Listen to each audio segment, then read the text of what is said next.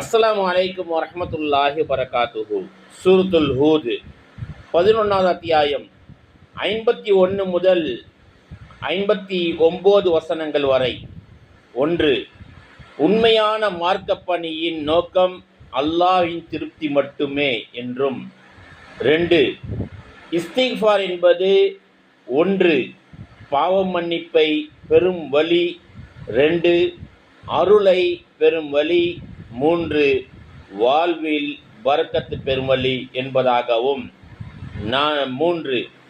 அகந்தை காரணமாக மனிதனை அழிவுக்கு கொண்டு செல்லும் என்பதை பற்றியும். 4. உண்மையாக அல்லாஹை முழுமையாக நம்புதல் முஸ்லிமின் பெரும் பலம் என்பதாகவும். 5.